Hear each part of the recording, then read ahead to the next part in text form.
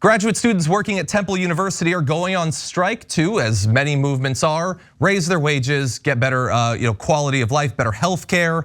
In response, the university is canceling their health care and charging them thousands of dollars. This is unprecedented, and we want to give you all the details. So on Wednesday, so just 2 days ago, some members of the union who've been on strike since January 31st, it's not that long standing, received an email from the university saying, actually, why don't we bring it up? And you can see the actual email that was sent out.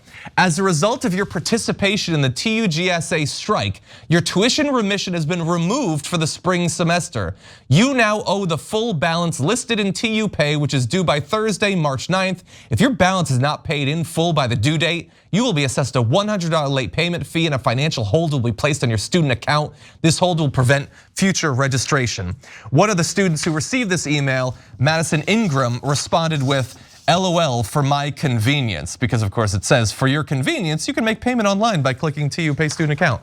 Yeah, very convenient to be forced to pay up immediately for the entirety of the thing because you don't like that they are providing an example for their students perhaps of the power of labor and how it needs to fight for its own interests. In any event, they went on strike back on January 31st after an impasse in negotiations over benefits and pay. Currently, graduate students who work as TAs, RAs, and graduate assistants receive less than $20,000 per year in compensation. Graduate workers want the university to raise that to $32,500. The cost of living in Philadelphia is nearly $37,000, so it wouldn't even match that even after the raise they're asking for. They also, by the way, want better healthcare coverage for workers' dependents. It's so bad that if they have to cover their dependents on their healthcare plans, they can end up spending somewhere between 30 to 86% of their income on insurance premiums for their dependents. Obviously, that's not sustainable, not even remotely. And there are graduate students in similar positions as TAs, RAs, and all of that in universities not that far away making significantly more money. So there's a precedent in the area for their demands. David, what do you think about this? This is terrible for Temple University. I mean, it used to have a pretty good reputation as a great academic institution, undergraduate and graduate. But the idea that a graduate student would be having to survive doing their graduate studies, doing their TA work, helping to teach classes on $20,000, that's insane. You cannot have a family, you can't have kids if you're in graduate school. And once upon a time, I was a kid, my parents were in graduate school and they had me and my brothers. And back then, 50 some years ago, it was actually a pretty decent life if you were in graduate school. But our society has decided, to hell with universities, to hell with graduate students, we don't care. And as a result, their salaries have never kept up even with inflation. And now living as a graduate student means living in poverty, literally. And that's who we want our students to be learning from. That's insanity. Yeah, I mean, just imagine, John, getting full-time pay for full-time work. Such a novel concept. And I think that the most important part of this to me, especially as it pertains to the university system that we have in America, where these fools jack up the prices every single year because they know the costs will be underwritten by the federal government in the form of student loans. So they're all richer than ever. And so this idea that they can't afford to pay the people who help, basically undergird the education system at any given school is absurd. And again, our government is subsidizing this. Like, kids think it's a given that they should take out these exorbitant loans to go to these universities, and they get that money right away. And people have to pay it back later. So this idea that a university, again, they're richer than ever. The costs have skyrocketed in the past decades, the cost of college.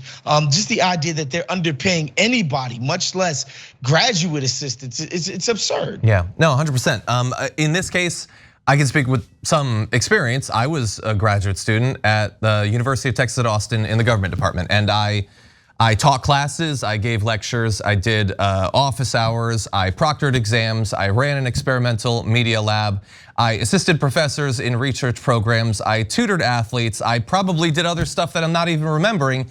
It was pretty important, I think. And thankfully, at least as of then, I can't speak to the condition at UT right now, they did allow you to live. I mean, it wasn't like a fabulous life. I was constantly worried about growing broke, but they covered your tuition. They provided a stipend and all that because they knew that the system would grind to a halt if they didn't have those graduate student workers. And by the way, if they had not done that, if the benefits had been 20% worse, I wouldn't have been able to go. And the thing is, I understand for regular people, let alone those who've had their mind poisoned against higher education by the right wing, you might think, well, boo-hoo for the graduate students. They're in a doctoral program that's so removed from my life, and in many ways, perhaps it is. But the people who are doing all of those roles, the ones I just listed before, they're the ones who are in the future are gonna be the professors. They're going to be the scholars. They're gonna be the ones, hopefully, coming up with new stuff for people to continue to learn. They have to get to that phase, they have to go through the graduate student phase. And we could be cutting off the future of American academia, scientific research, technology and all that by not properly appreciating the graduate students we have right now. Now, what they did in this particular case, making them pay immediately, there is, as far as we can tell, no precedent for that. No other university has conducted themselves in this way, let alone trying to shut off their health insurance almost instantly. Now, thankfully, it appears that that was reversed because the union pointed out that legally they have to provide 60 days of health insurance. And by the way, it's supposed to be a thing where you cannot remove it without the 60 days. It appears that the university manually overrode that. But that has apparently been fixed. Because of the union, they've been able to reverse that. But that said, I want everyone to get fired up about this and put pressure on the university. I know that this might not be the sort of position that you have, but as we always say, our power, our influence, our ability to influence these institutions does rise and fall together. That's why we focus on the rail workers and people who work at Starbucks and who work the warehouses at Amazon, and yes, indeed, the graduate students at universities like this. This is very much a situation where a rising tide raises all boats, and so we need to constantly be vigilant, even for people who might work very different sorts of jobs than we do. Any final comments, guys? I just add that Temple University is not struggling financially. There are some universities that are having a difficult time in terms of their finances. Temple University has a pretty sizable endowment. So even if the university has crunched the numbers and said, okay, well, maybe it's gonna cost us a little bit more to pay the graduate students, so maybe it'd be easier just to bust the union. But don't do that. You can afford to do this. It's the right thing to do for your community, for the university, for these graduate students, for the undergraduates they teach. Don't be cheap. Don't bust them this way. That's ridiculous. Yeah. Beautifully said, guys. Thank you. By the way, just randomly, I don't know if we cover this in the main show, but I saw that Nintendo had like a bad last quarter or whatever, and in response, they raised their workers' pay by like 10%, apparently to motivate them or whatever. Fire. Like you gotta constantly remind that's people. Japan, they got a whole different work culture around work in Japan than we do. Like it's just different. Yeah, 100%. Like we obviously focus here at TYT on the United States, and I get it. This is where we live or whatever. But there are other ways to run corporations, to run universities, to organize your police, to organize jails and prisons and things like that. There are amazing alternatives already working in many other countries. It's almost like our elected officials should start to take inspiration from those. Thanks for watching the Young Turks, really appreciate it. Another way to show support is through YouTube memberships. You'll get to interact with us more. There's live chat emojis, badges. You've got emojis of me, Anna, John, JR. So those are super fun. But you also get playback of our exclusive member-only shows and specials right after they air. So all of that, all you gotta do is click that join button right underneath the video. Thank you.